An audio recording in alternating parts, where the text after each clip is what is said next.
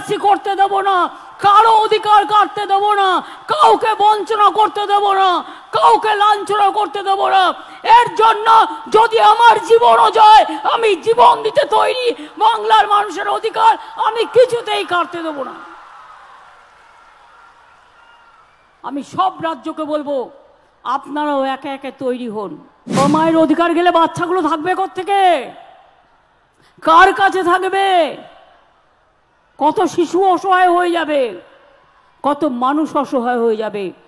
দেখুন, আমি যেটা করতে পারি, আমার রাজ্যে আমি কাউকে অধিকার কাটতে দেব না।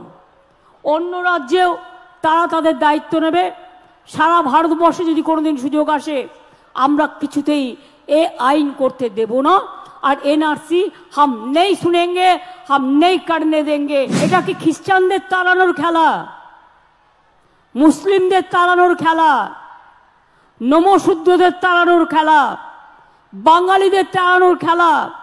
এবং মনে রাখবেন, বাংলাকে আবার ভাগ করার খেলা। আমরা এটা করতে দিচ্ছি না এবং দেব না।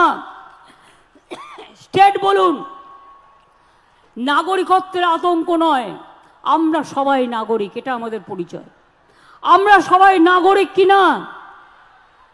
আপনারা সবাই নাগরিক, ভোট দেন, গণতন্ত্র আছে, পড়াশোনা করেন, কলেজে যান, সবুজ সাথী পান, স্কলারশিপ পান, লক্ষ্মীর ভান্ডার পান, কাস্ট সার্টিফিকেট পান, তপশিলি বন্ধু পান, জয় জোহার পান।